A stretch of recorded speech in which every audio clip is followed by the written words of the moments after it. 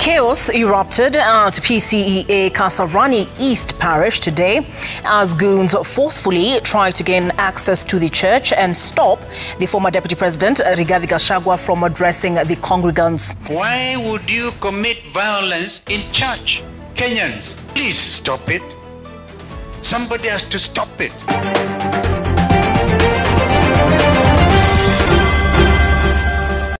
Oduu teenya jalqabaatiin Pirezidaantii itti aanaa duraanii Keeniyaa Rigathi Gachagua irratti haleellaan raawwatame.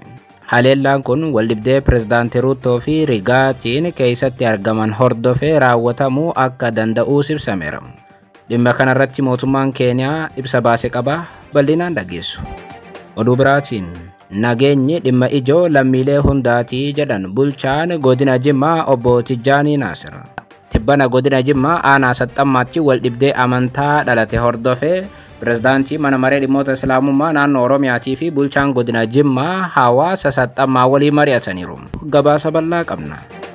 Oduu biraatiin EBC'n miidiyaa guddaa sadarkaa biyyattii ol kaasuu danda'u ta'uu Leetanaal Jeneraal Yilmaa Mardaasaa himan. Haa ta'u malee faallaa isaa EBC'n qondaaltonni mootummaa akkaan hin hojjanne na ugguraniiru jechuun himannaa dhiyeesseera. EBC'n qondaaltota Itoophiyaa himachuu fi yaada Jeneraal Yilmaa Mardaasaa irra laatan gabaasa bal'aa dhageessu.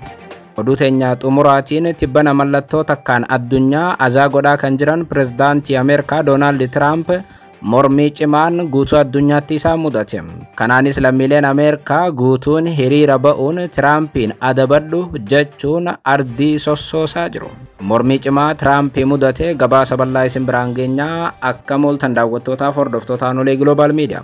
Oduu odeeffannoo keenya galgala kanaa qabannee dhufneeti jirra. Odeeffannoo keenya ijoo isaan madageessan guutuu isaa isin biraan geenya. Haga xumura sagantaa keenyaatti dhaggeeffachuun yaada qabdan gara koomentiitiin nuuf barreessaa. Viidiyoon keenya namoota hedduu biraa akka dhaqqabuuf immoo like, share, subscribe godhuun dagatinaa isiniin jenna. Kallattumaan gara gabaasa bal'aattiin isin qajeelcha.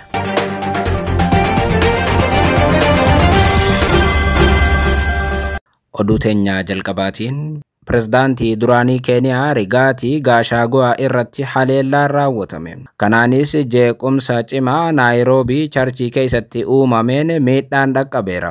Haleellaan kun waldhibdee Ruto fi Rigathiin keessatti argaman hordofee raawwatamuu akka danda'u ibsameera. Haaluma kanaan dilbata har'aa ebla 2025 magaalaa Naayiroobii naannoo Kasaraanii PC Miwiki jedhamu keessatti wayita sagantaan tajaajila amantaa gaggeeffamaa jiru osoo sagantichi hin xumuramin jeequmsi cimaan uumameera. Miidiyaaleen Keeniyaa akka gabaasanitti itti aanaan pirezidaantii duraanii Rigathi Gachagua charchii sana keessatti tajaajila irra turan gareen dargaggoota hedduu ta'anii fi ijaaraman gara mana kiristaanaa yookaan charchii kana ol seenuun jeequmsa akka uuman poolisiin Naayiroobii ibseera. Jeequmsa dhalate sanaan teessooleen uummanni irra taa'uun tajaajilaman faffaca'aniiru. Garii immoo walitti furgaasaniiru. Qondaaltota olaanoo siyaasaa warra akka Rigathiifaatti teessoon darbatameera.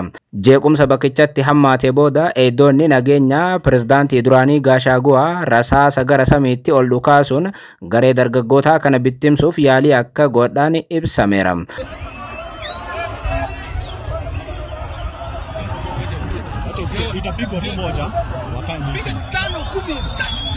Jeequmsa sana hordofee tajaajilli amantaa kan Pirootestaantii yeroo muraasaaf dhaabbateera. Miseensonni mana kiristaanaas bakkichatti sodaan waan uumameef yeroodhaaf bakka sanaa baqachuuf dirqamaniiru. Jeequmsa rifaasisaa bakkichatti dhalate kana hordofee konkolaataa dhuunfaa Gachagua irratti dhagaa darbatameen foddaan konkolaataa isaa rukutamuun cabeera. Akka suuraawwanii fi viidiyoowwan miidiyaa hawaasaa irratti mul'isanitti haleellichi jabaa ture. Pirezidaantichi battala haleellaan sun raawwatamu akka achi baafamus godhamee jira jedhu miidiyaaleen Keeniyaa. Pirezidaantii itti aanaa duraanii Keeniyaa irratti haleellaan yoo raawwatamu kun isa jalqabaa miti.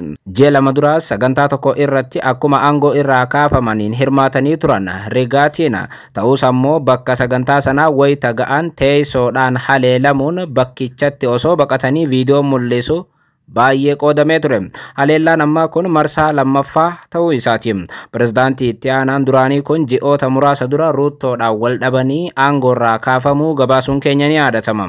Ergasii mormituu cimaa Ruuttoo ta'uun as bahaniiru Rigaati Gachagua.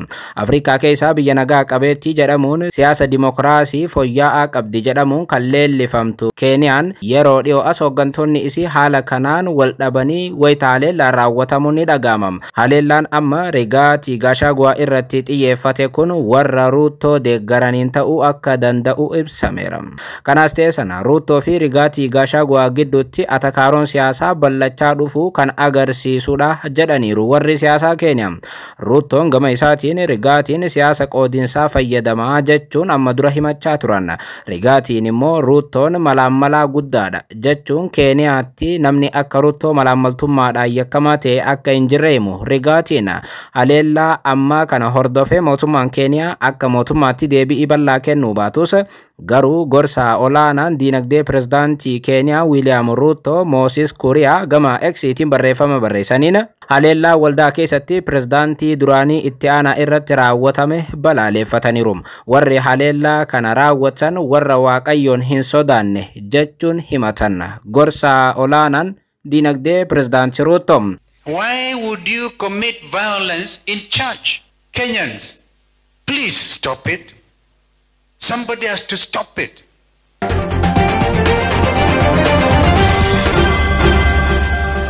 Oduu itti aanuun EBC'n miidiyaa guddaa sadarkaa biyyattii ol kaasuu danda'u ta'uu Leetanaal Jeneraal Yilmaa Mardaasaa himan. Haa ta'u malee faallaa isaa EBC'n qondaaltonni mootummaa akkaan hin hojjanne na ugguraniiru jechuun himannaa dhiyeesse. Ajaja olaanaan humna qilleensaa Itoophiyaa Leetanaal Jeneraal Yilmaa Mardaasaa Korporeeshinii Biroodkaastingii Itoophiyaa yookaan EBC akka daawwatan ibsame. Daawwannaa isaaniitiin EBC'n miidiyaa guddaa gama qabiyyeetiinis ta'e teeknooloojii qabuutiin miidiyaa maqaa biyyattii ol kaasuu danda'u akka ta'e Leetanaal Jeneraal Yilmaa Mardaasaa himaniiru jechuun miidiyaa mootummaa matumti isaa EBC'n maxxanseera. EBC'n afaanonni garagaraa of danda'anii akka gurmaa'an taasisuun isaa guddummaa miidiyichaa agarsiisaas jedhan. EBC'n gama qabiyyeetiinis ta'e gama hedduudhaan dhaabbilee miidiyaa birootiif fakkeenya ta'uu akka danda'us Jeneraal Yilmaa Mardaasaa himaniiru. Daawwannaa kanarratti hoogganaa olaanaan EBC Geetinnat Taaddasaaf hooggantoonni biroo argamanii jiru jedhame. Faallaa dubbii Leetanaal Jeneraal Yilmaa Mardaasaa miidiyaalee mootummaa hooggantoota olaanoo paartii badhaadhinaatiin dhiibbaa cimaan irra gahaa jiraachuun dhaga'ame. Paarlaamaa gubbatti himannaa dhiyaateen miidiyaan biyyaalessaa EBC'n guutummaatti dhiibbaa qaama mootummaa irra gahuun waan uummanni barbaadu caalaa waan mootummaan barbaadu hojjechuuf akka dirqame EBC'n ibseera. Himannaan kun kan dhiyaate koree dhaabbii mana maree bakka bu'oota uummataa dhimma miidiyaa ilaalchisuun yoo wal ga'utti ture. Itti aantuun koree dhaabbii Aadde Araaree Moosisaa mana maree irratti yoo dubbatan miidiyaan waan mootummaan barbaadu osoo hin taane waan uummanni barbaadu hojjechuu qabaa jechuun dhaamaniiru. Mootummaan amma biyya gaggeessaa jiru paartii badhaadhinaa ta'uu kan kaasan Araareen gaggeessitoota EBC wabeeffachuun Moosisaan akka jedhanitti qondaaltonni mootummaa irra deddeebi'iin bilbilanii maaf waan akkanaa tamsaastu maaliif kana immoo hin tamsaasne jechuudhaan gaazexeessitoota EBCtii fi gaggeessitoota EBC qondaaltonni biltsiginnaa akka doorsisan Araareen dubbatteetti. Araaree Moosisaa wanti qondaaltonni biltsiginnaa godhan fudhatama hin qabu jechuun balaaleffatte.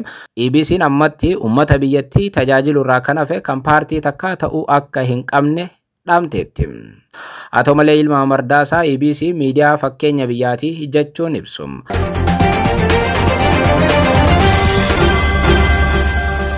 Oduu biraatiin nageenyi dhimma ijoo lammiilee hundaatii jedhan bulchaan godina Jimmaa obbo Tijjaanii Naasir. Tibbana godina Jimmaa aanaa Saxxammaatti wal dhibdee amantaa dhalate hordofee pirezidaantii mana maree dhimmoota Islaamummaa naannoo Oromiyaatii fi bulchaan godina Jimmaa hawaasa Saxxammaa waliin mari'ataniiru. Kanaanis godina Jimmaa aanaa Saxxammaatti mariin nageenyaa gaggeeffame akka jiru bulchiinsi godina Jimmaa hubachiiseera. Mariin ammaa kun haala yeroo aanicha keessa jiru keessumaa nageenya hawaasa hawaasaa irratti xiyyeeffachuun gaggeeffamaa kan jiru yommuu ta'u qaamoleen hawaasaa aanichaas qooda fudhachaa jiru jedhame. Tibbana aanaa Saxxammaa keessatti waldhibdee dhalateen miidhaan akka dhaqqabe gabaafamaa ture. Waldhibdeen kunis hordoftoota amantaa Islaamaatii fi Kiristaanaa gidduutti dhalate. Dhibdee godina Jimmaa aanaa Saxxammaa kana hordofee marii qophaa'e irratti abbootiin amantaa lamaanii arra yaada laataniiru.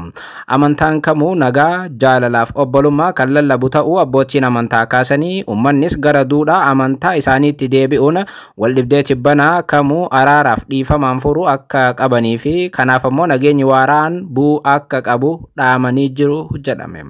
Qaamni hunduu nagaan akka bu'u, amantoonnis akka wal kabajanii waliin jiraataniif gahee isaanii bahuu akka qabanis abbootiin amantaa gaafatanii jiru jedhame.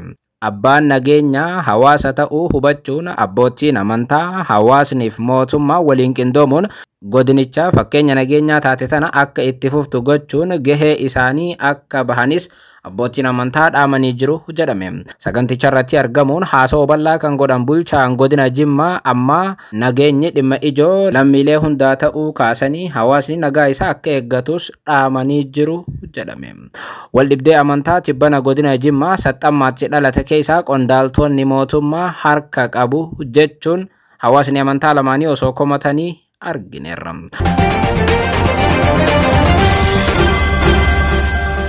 Oduu teenya xumuraatiin tibbana mallattoo takkaan addunyaa azaa godhaa kan jiran pirezidaantii Ameerikaa Doonaald Tiraamp mormii cimaan isa mudate.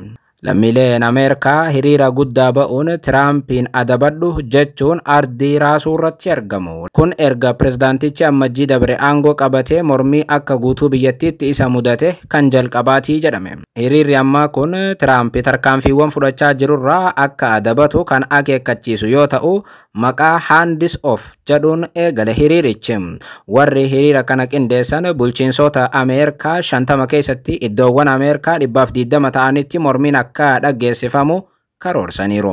Ammaaf kumaan kan lakkaa'aman magaalota akka Boston, Chicago, Los Angeles, New York, Washington DC fi magaalota kaan keessattis hiriira ba'aniiru. Hiriira sanbata kaleessaa eegale kanarratti hiriirtonni ajandaawwan hawaasummaatii fi diinagdee irratti dhimmoota Tiraamp qabatee as ba'e irratti mufachuu ibsuu irratti argamu. Hiriirri mormii kun kan eegale bulchiinsi Tiraamp biyyoota addunyaa gara caalurra taarifa kaa'uu hordofeeti.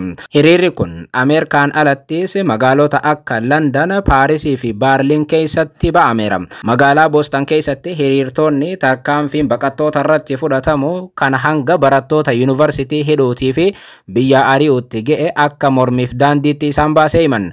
Barattuun seeraa Keetii Smith jedhamtu amma yoo ka'uu baatte calliftee waan amma deemaa jiru yoo ilaalte booda ati sitti dhufa jechuun mormiin dirqama ta'uu BBCtti himteetti. Londanitti hiriirtonni tarkaanfii Tiraamp amma fudhachaa jiruun daran akka mufatan ibsaniiru. Dhaadannoowwan barreeffamaa dhala namaa miidhuu dhaabi fi akkasumas ammoo inni nama waa hin galleef jedhu Tiraamp irratti dhageessifameera yookaan Tiraamp kallattumaan wallaalaadha akka jechuuti. Kaanaadaarraa adabadhu, Giriilaand irraa harka kee kaasi, Yuukireen irraa adabadhu jechuun sagalee isaanii dhageessisuun jijjiirama imaammata alaa Tiraamp fidee mormaa turan hedduun namoota. Kana qofaa miti waraana Gaazaa akka dhaabus gaafataniiru. Tiraamp irra deddeebiin Kaanaadaaf Giriilaand akka bulchiinsa Ameerikaa jala galchuu ibsaa ture. Waraana Yuukireenii fi Raashiyaa karaa nagaatiin furuuf jedhee pirezidaanti Zeleniksii waliin atakaaroo jabaa seeneera Tiraamp. Akkasumas ammoo Gaazaa irratti duguugaan sanyii marsaa biraa akka raawwatamuuf waraana labseera Tiraamp. Walumaa galatti Doonaald Tiraamp yaadoonni inni qabatanii as ba'an ummata isarratti kaaseera. Ummata kana ammoo Ameerikaa qofa osoo hin taane Ameerikaan alattis mormiin gaggeeffamaa jira. Yeroo gaarii.